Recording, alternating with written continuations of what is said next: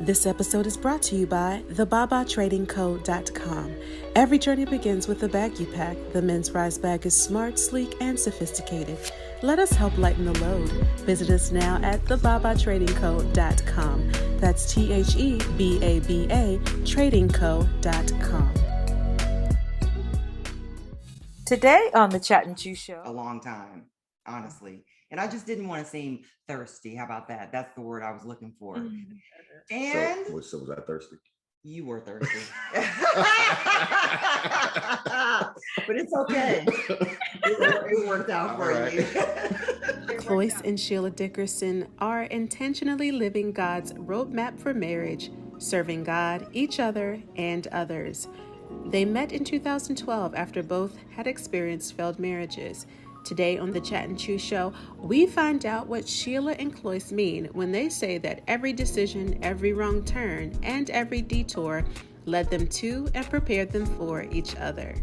This beautiful couple says that having time to reflect on previous decisions made over the prior 20-ish years allowed them to see that having God at the center of their marriage and being intentional was going to be the key.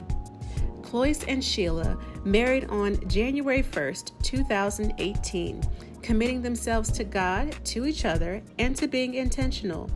Their marriage ministry, Intentionally Yours, promotes being purposeful, proactive, and conscious about the choices married couples make every day. And you are in for a heartwarming time, Chat Tribe, as we dive into that intentional kind of love.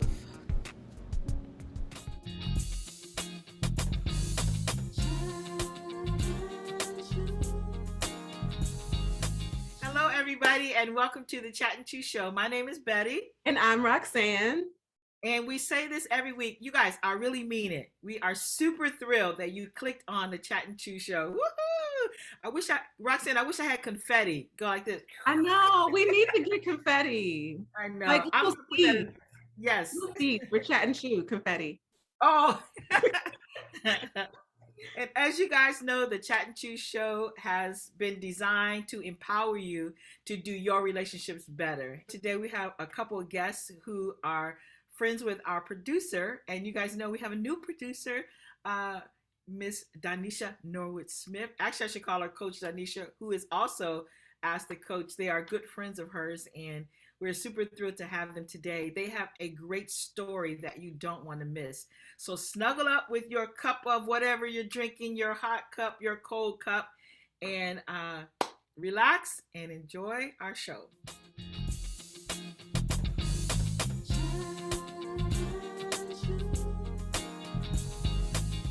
Well, hello, everybody, and welcome back. As Betty mentioned, we have a great episode, as we always do, but I am personally excited about this one because, as y'all know, I've been out in the dating streets, and they have not been nice to me. And as a divorcee as well, I just want to figure out how to do love, like how to do it well. So I want to just welcome to us to the show a special couple, Cloyce and Shelia. How are you? Fantastic. We're good. Thank you for having us this morning. Good to be with you guys. Thank you for joining us and fixing all of my problems with relationships in like less than a half an hour. Appreciate that.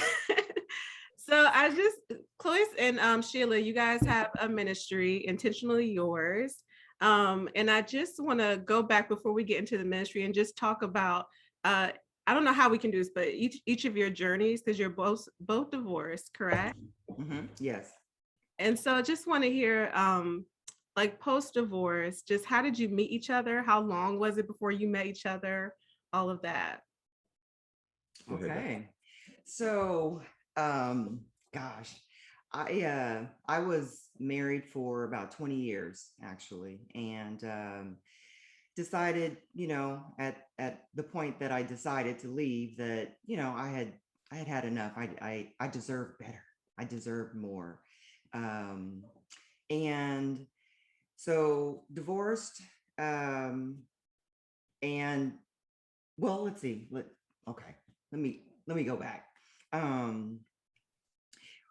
We met in actually, oh my gosh. Today. Do you know what what today is. Hello. Today is the anniversary of the day we met 9 years ago. What? Isn't that special? Oh my God. And today we're doing this interview. So we met at the time, it was 2012. Our then mayor, Kevin Johnson, had a inaugural watch for Obama's second term. And so I went to, some of my girlfriends were like, well, we should go. Let's go on and check it out. I had been separated probably for about a year and just kind of wanted to just be free and just, gosh, I need to get my mind right, get centered again. I didn't really feel like I wanted to be in a serious relationship, but I knew that I wanted to be in a relationship, but I certainly wasn't thinking about like marriage again or just looking for anyone. And so, go to this election watch, excuse me. And, I saw him off to the side. He, had his suit on and he was very handsome and, debonair. But again, I'm not looking for anybody, but yeah, that's a nice looking man. And I'll let you pick it up from there. You're making me blush, right? He likes to tell this part of the story, so I'll give it to him. I mean, I think I need to back up, and because she was asking, where we were and how we got to this point. Okay. So I had also been divorced or was going through a divorce after having been with my ex for about 7 or 8 years. And it was maybe 7 or 8 months, maybe been longer than that, maybe about a year after we had divorced, that this opportunity came about with Kevin Johnson. I lived maybe about 30 miles away from downtown, loved Kevin, wanted to support him, and ultimately decided I was going to go to this watch party. And for the first time in my entire life, I had not been in a relationship following the breakup of one relationship. So I was going from one relationship to the next relationship to the next relationship. And I saved him. Yes. I saved him. I saved him from himself. So it had been, close to a year. I've been by myself. I wasn't dating, as a matter of fact, I was wondering if, I'd ever meet a woman that really grabbed my attention. But my headspace was just not there for that year. And, it was actually pretty good.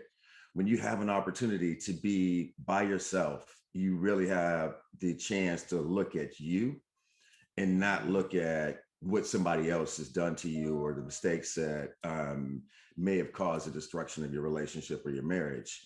And, it was really a dark time because you really have to take an opportunity to assess who you are and the things that you've done to really wreck a relationship or a marriage. Mm-hmm. So I was planning on going to this party and showing my face and immediately leaving.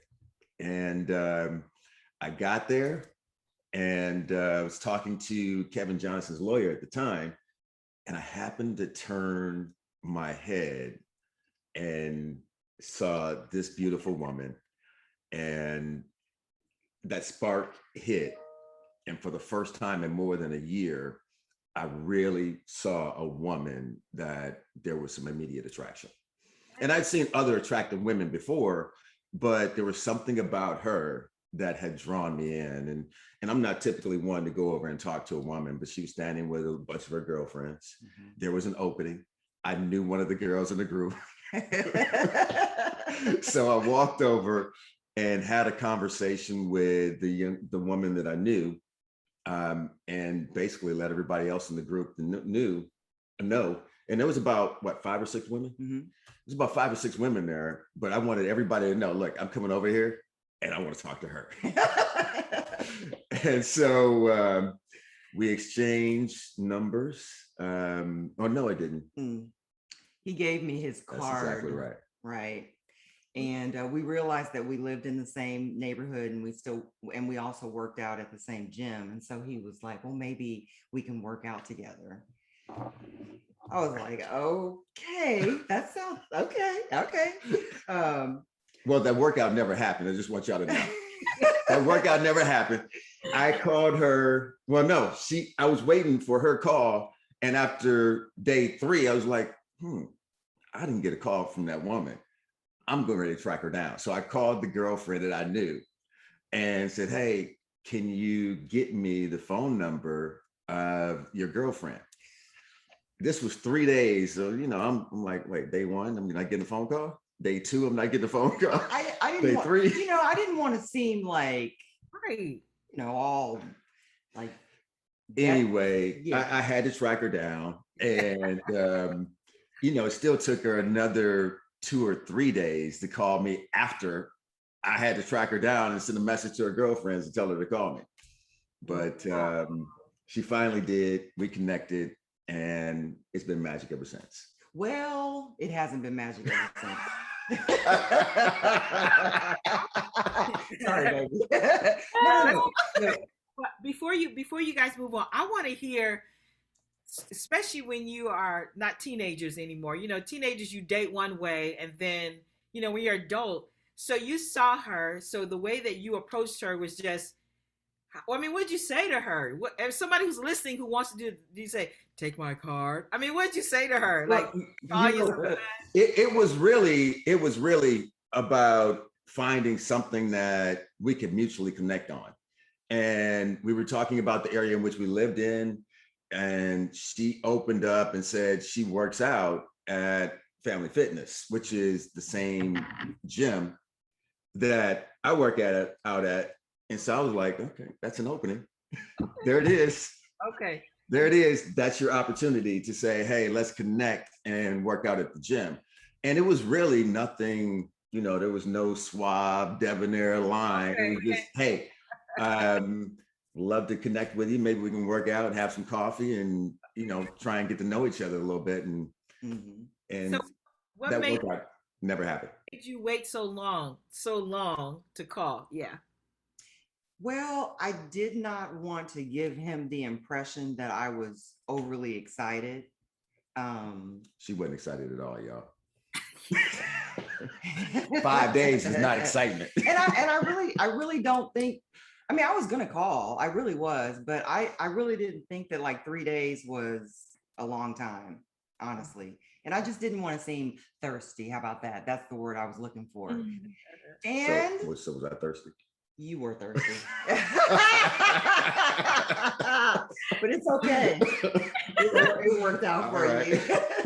It worked out. Yeah. So I just didn't want to seem thirsty, I think. And honestly, when I saw Cloyce, I thought that's a grown man.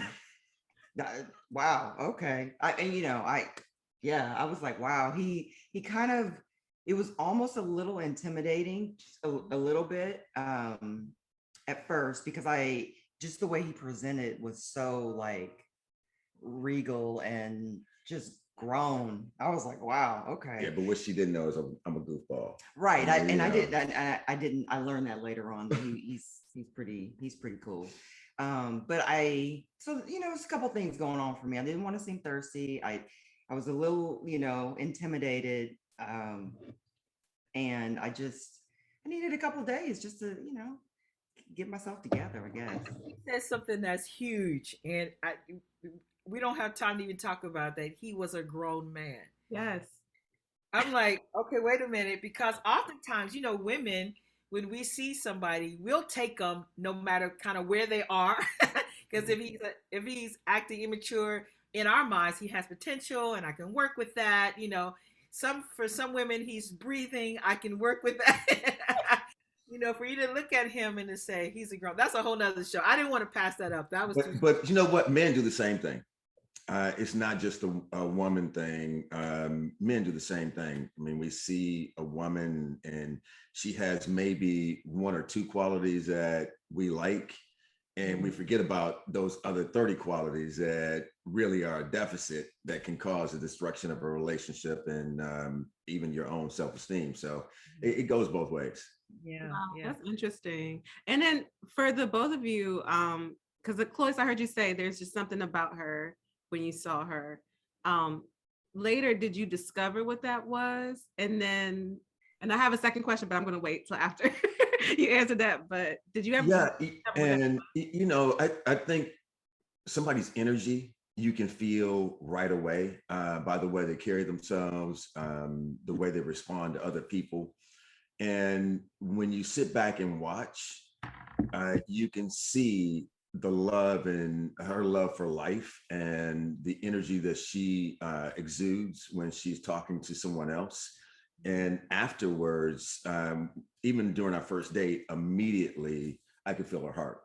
And being able to feel her heart and who she was as an individual really captured my heart and made me realize, look, this woman is somebody special. And we've pretty much been together ever since. Well, no, we haven't been together since that first day. We had some rocky ways in the beginning. Can I share that story? Yeah. Sure. Okay. So you had asked before, he kind of said it was great from the moment we met on. But what happened was we went on our first date, had a great first date. It lasted from noon to maybe about 9 o'clock at night. And we really didn't intend to be with each other that day for that long. So, so great date. And I knew, I was like, oh my gosh, he's a really, really good guy. I can see myself, dating him. So we went on a few more dates even after that. And then I just kind of fell off. Fell off. it really wasn't that long. Honestly, it was probably about 6 months that we just kind of didn't. What calendar are you talking about? I mean, that's long. 6 months. So here's where I was at. I knew that this was a quality man. I really did. I could tell that. I saw his heart too. I everything that he said about me, I felt the same about him. But I just wasn't ready. I was, coming out of this 20-year marriage. I had been kind of dating a few other people, just kind of, it's 20 years. So I'm kind of, I'm kind of out there a little bit. Wow. But I just knew that if I was going to, I just felt, intuitively that if I was going to deal with him, that I needed to be right. I needed to have my mind right. It was something about him that let me know that this could be something really special. And I didn't want to mess that up. You are an alien. I don't know any woman who found a treasure and say, well, let me get myself together first before I collect this treasure. I don't know, Roxanne, am I wrong? Well, okay. It's funny. I just feel like a lot of people feel like they don't meet that guy. So I'm actually curious about or at least I can say I don't meet that guy. I meet I can work with that. So I guess I'm curious about what was it about? Because that was my second part of the question of Sheila. What was it about Cloyce for you that made you feel like even after you started dating that he was just on this certain level? What were those characteristics? I had never met a man who was just so who paid so much attention to everything about me. Even in just that short time of meeting him and and knowing him, he just was very intentional, honestly, about just what I liked, what I didn't like, just he's just into me, just so very into me. And his mannerisms, he opened the door for me. um just a good man. I could see that. A man who family was very important to him, and for me, family is very important to me. And so we were able just to connect on a lot of different levels, but it was just the way he made me feel. So Honestly, I it have to ask, were you in an abusive relationship mm-mm. before? I mean, Yeah, not physically abusive, but I don't know how to describe it. I was in a relationship that I guess I would say took a toll on me mentally. Um, I guess I can share like just a little bit of my life. I married my high school sweetheart, and we when at the point at which we decided to get married, he there was another woman was pregnant at the same time as I. And so I went through that relationship uh really, and it was young. I was young. I was 22 when I got married, and just having to deal with just the way he was in the relationship with the other mother, and it was this triangle, and it was years of just wanting to have a marriage and wanting my children to be raised with their father. The same, my parents are still married after 52 years. But that whole situation was challenging for me. It was, he was cheating, throughout that relationship, and it was hard on me. And Yeah. so to finally break free of that was freeing for me. And then to find this beautiful soul who just, I mean, I knew that God sent him to me, and it took 30 years for him to get to me, but I knew it was God. I did. So Yeah. But do you Okay. feel like, because I know I hear some people say like when they get someone that is really good, they're just like, I don't want to mess this up. Like, was it like that feeling? And yes, it was. yeah. It was. And so, in that 6 month period, I just was like, I need to make sure I am right, and I am ready to receive what I think God is trying to do and give me and do in my life. Mhm. And so here we go. So 6 months later, here I come. I show up again. Hey, Hey, I'm back. I'm back. Hello. And so, I was like, hey, do you think we can go out? I'd like to invite you on a date. So he obliged me, went on a date with me, and he actually had kind of gotten into another relationship. No, it wasn't a relationship. It wasn't a relationship. It was dating. Okay, sorry. It was dating. He was dating. So I invited him. So we went out, and then I had also invited him to a concert that was happening about a month later. Frankie Beverly and Mays. Hey, right. So, and Frankie Beverly and Mays is special to me because I had not missed a concert that they've had in the last like 20 years. So, anyways, so he tells me that he said, I want to be honest with you and let you know I'm traveling. He travels for work, and I'm going to Hawaii, and I've asked someone to join me. Oh, okay. So I kind of had to I had to fix myself. I was like, oh shoot. Oh, okay. You mean to tell me you're not, in that same space of wanting to just, be with me? Okay. The rules of engagement. The rules of engagement have changed. So I appreciated his honesty. So, but he said, well, but I'm going to Hawaii in a couple of days, so we can hang out. And but I just want you to know what's going on. So he goes to Hawaii, and he calls me, and he says, hey, listen, he had the nerve, ladies, to tell me, I'm not going to be able to go to the concert with you. I'm here with this woman. I'm not going to be able to go to the concert with you, but if you can't find someone to go with, I'll pay for my ticket. I did not say if you can't find anybody to go with. That's I what knew you you could said. find somebody to go with. Mm. So So I was like, oh, Okay, no, that's fine. Never mind. It's okay, really.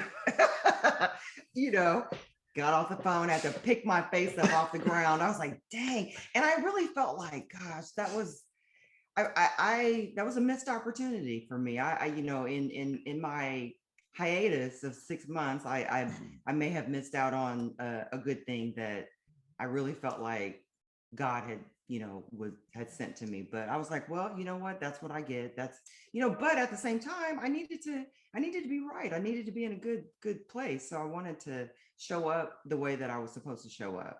So we didn't talk for about 3 months. So now we're on 9 months, y'all. Okay, we're on 9. That's okay. And my birthday is in September. And so he sent me a text message a week after my birthday, mind you, saying happy birthday. I was like, man, your stories are never accurate. It was accurate. Go ahead. Go ahead. And so I was like, thanks, and kind of left it at that. A couple more months went by and he reached out and he asked me, could we have lunch? And he said, this is what got me, ladies. He said, I miss my friend. Oh my gosh. And I was like, oh my gosh. And I felt that. I really did. I felt that. And I said, you know what, that particular day I couldn't have lunch. But we did set up a date probably about a week later. And from that point on, it's been good. I want to back up to a question that Betty asked about you and finding somebody quality. One of the reasons why I told her that I didn't want to go to the concert was I didn't want there to be any drama between her and the woman that I had been dating at that time, or I didn't want to lie to her and have that impact and opportunity that we may have later on, because I also felt she was quality and she deserved to know the truth. And if I could not be just straight up and forward with her and let her know what the real deal was, it would damage any opportunity that we might potentially have in the future. I knew at some point we would circle back to each other and have an opportunity to get to know each other even better than we did at that particular point. So I think it was a valuable time for both of us in understanding that person sitting across from us is quality, and we have to be right whenever we get together. Wow, that is strong and funny. It started out rocky. So it hasn't been smooth. It started out rocky, but it's been good. It's been great for both of us. Yeah. Oh, go ahead, Betty. Oh, wait, you froze. Yeah, Betty froze.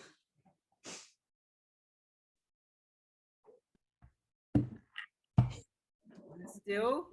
Okay, you're back now. Yeah. What's going on? Okay. Edit that out. Oh, yeah, I can cut it out. Cool. All right, so you guys got married. I'm sorry, my unstable. Yeah, it's because it freezes off and on. Am I still freezing? No, you good now. Okay. All right, so you guys are married now, and how long have you been married? January 1st will be 4 years. Oh, okay. So we decided on 1/1 so that he would never forget his anniversary. She made it real easy on me, y'all. Real easy. I don't have to pull out the calendar. I don't have to do none of that. Yeah. But really, honestly, 1/1 for me and him, I believe, just signified a new year, a new beginning. Yeah. And that's why we chose that date. That is good. A lot of things that I think we've done as we're older and more mature, we wouldn't have necessarily thought about when we were younger. Just because life has so many things coming at us and life is moving so fast. I think one of the advantages that Sheila and I have is that we were much more seasoned when we met each other. And because we had that life experience, it made it a little bit easier for us to move forward and really be intentional about, taking care of our relationship. Yeah. And I was wondering too, what did ready look like? Because I feel like you both, I know Cloyce, you were talking about just like clearing out space so that you're not lying or you're not, starting anything that would be drama filled. But Sheila, you took that break and you felt like, okay, now I'm ready after 6 months. What does ready look like for people? Because I think most people are focused on, I just need that person in my life. And they're so focused on getting that other person that they don't know. I don't know. I don't know. It's hard to get in touch with yourself and say, am I in the right space? That's a good question. I think ready for me just meant um, I, let's see, how can I say this? Okay. So ready for me, ladies, meant just like I had been in a marriage for 20 years and I really didn't like even feel like I knew myself. I kind of got lost in, my ex-husband. I got lost in my children. I got lost in just really just taking care of everyone else, um, and not taking care of Sheila. And so I probably was depleted. My energy was just depleted, and I didn't have really anything else to give. And so being ready for me was just building myself up, pouring into myself, making sure that I was happy, that I'm a whole person, I guess is a good way to say it, so that I could be whole with someone else. And so I think that's how I would describe that. So you know what's strange about that whole thing, because it's the first time I've heard you say that. You said you were depleted, but her energy still exuded love. And I'm not saying love towards me. I'm just saying love of life, love of people, love of everything around her. I, in my 50 plus years, I don't know if I've met a more positive individual when it comes to just life in general. She always has a positive spin on everything. I mean, it can be something horrible, but she'll find the good in it, and you can see that in her. And when you say you're depleted, that never showed up with me. She always seemed like she was full, and when I say full, she was full of life. And you don't find a lot of people that are full of life, and full of life in a positive manner. So it was something that was very attractive to me in her. Yeah. So to wrap up the show, would there be advice you would give to a person who is like a Roxanne, who is looking for love? Well, Roxanne, I would say, just again, make sure that you are showing up authentic, that you are, that you're whole, that your spirit is intact, that that you have God in your life, that God is your source and your guide, and that you are, you're looking to meet someone who matches what you bring, and you don't settle for anything less than that. And where do you find those people? Well, Not at church. They not at. they're out there. They really are out there. Your person is out there. There is someone for everyone. You attract what you are. And if you are broken, you're going to attract a broken person. And that's why I said you have to make sure that you are like completely, healed, and you've done the work on yourself in order to attract what you would like, what you desire. And for me, this gray hair, y'all, this is God spanking. This is called God spanking, and really, I tried to do things my way for my entire life. And I've always been in the church. I've always been God-fearing, but I wasn't God-fearing enough not to do the things that I wanted to do. And I had my own plan instead of sitting back and allowing God to guide my pathway. And him guiding my pathway was really sitting at home for that year and not dating, and really understanding who I am, where I made mistakes, what God wanted for my life, and taking accountability. That accountability really allowed me to be somebody different and show up different in this relationship. If I hadn't had that time by myself and I hadn't had that introspection, and it was ugly. I'll tell you, it was ugly. There were some days I didn't want to look at me in the mirror. But those days were the foundation of our relationship, our marriage. Of course, with God being the head, but he was the one who had me sitting at home and looking at me, and not trying to go out and satisfy, my hunger on the inside for things that were not going to lead me to the same outcome that we have today. Wow.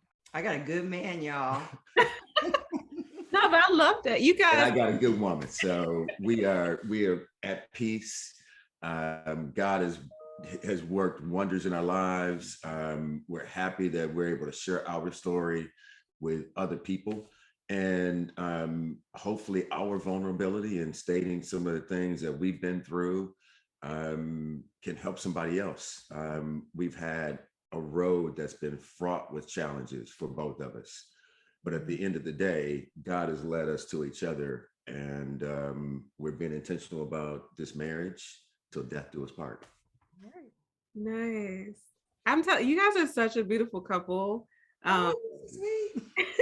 But I love like the story, because your stories mirror each other in a way that you both just were able to take that time alone, which people don't want to like tough it out through. Like nobody wants to be alone or feel lonely and just deal with themselves. But that time just allowed you to be, vulnerable with each other, to be positive when you did see each other, and then very intentional about, what you wanted and also what you wanted for the other person. And it just seems, I don't know, it's such a beautiful story, and it's very inspiring because it wasn't perfect when you got together either.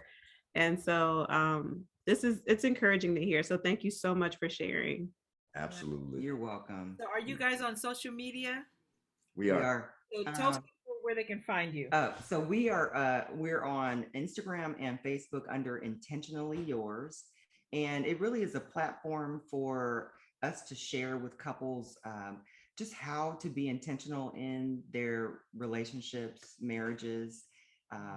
Really, the focus is on God primarily, and we like to share how to be intentional in your relationship. And it was something that Sheila said to me when we were going through our premarital classes. She said, I'm only going to do this if you're willing to be intentional. And it stuck with us, and we have been intentional in our marriage, in relationship since that very day. Whether it's reading a devotional every day together, or just making sure we have a date night, or things that would continue to make sure that our marriage is strong. And it's a choice. We can wake up one day and we may not like each other, but we make the choice to be here in this marriage and continue to be intentional about doing the things that serve the other person. Wow, that is good. Good. You guys are fantastic. Thank you so much. And Roxanne, why don't you tell everybody where they can find us? Yeah, sure. You can definitely find us on Instagram and Facebook at Chat and Chew Show. And if you're watching on YouTube, please hit the subscribe button wherever it may be. And also hit the bell if you want to get notifications about our new episodes. Other than that, thank you so much for joining us. And see you next time. Thank you for having us. Thank you.